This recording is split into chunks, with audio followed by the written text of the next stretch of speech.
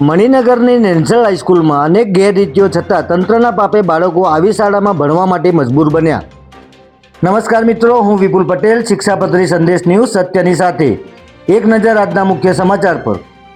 વિકસિત ગુજરાતના smart city કહેવાતા અમદાવાદ શહેરના મણિનગર વિસ્તારમાં આવેલી નેશનલ હાઈસ્કૂલમાં હાલ વિદ્યાર્થીઓ જીવના જોખમે શિક્ષણ મેળવવા મજબૂર બન્યા છે। હાલ ગુજરાત રાજ્ય વિકાસની દોટ મૂકી રહ્યું છે, પરંતુ ભવિષ્યમાં પણ આ રાજ્યને આગળ લઈ જવામાં જેમનો મહત્વપૂર્ણ ફાળો રહેવાનો છે તેવા વિદ્યાર્થીઓને હાલ જર્જરિત શાળાઓમાં અભ્યાસ કરવો પડે તેવો ઘાટ સર્જાયો છે। કારણ કે મણિનગર વિસ્તારમાં આવેલ નેશનલ હાઈસ્કૂલમાં હાલ વિદ્યાર્થીઓ જીવના જોખમે અભ્યાસ કરી રહ્યા છે। આ શાળાની બિલ્ડિંગ હાલ જર્જરિત હાલતમાં હોવાથી ગમે ત્યારે કોલેપ્સ થઈ શકે તેવી શક્યતા હોવા છતાં વહીવટતંત્ર ગાઢ નિંદ્રામાં હોય તેવું જણાઈ રહ્યું છે।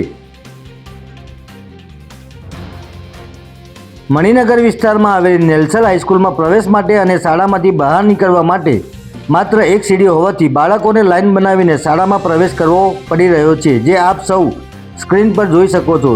ત્યારે જો આ શાળામાં કોઈ મોટી દુર્ઘટના સર્જાશે તો આ બાળકો બહાર કેવી રીતે નીકળશે તે પણ મોટો પ્રશ્ન છે। તેમજ આ શાળાનું પોતાની માલિકીનું મેદાન પણ ન હોવાથી બાળકોના શારીરિક વિકાસ ઉપર પણ અસર પડી રહી છે। ત્યારે આ શાળાને તાત્કાલિક અસરથી તાળા મારવા પડે તેવી પરિસ્થિતિ હોવા છતાં કોર્પોરેશન તંત્ર તેમજ જિલ્લા શિક્ષણ અધિકારી સહિતના સત્તાધીશીઓ કેમ આ કાળા કાન કરી રહ્યા છે તેવા અનેક સવાલો જાગૃત જનતામાં ઉઠી રહ્યા છે। જય હિન્દ, જય ભારત।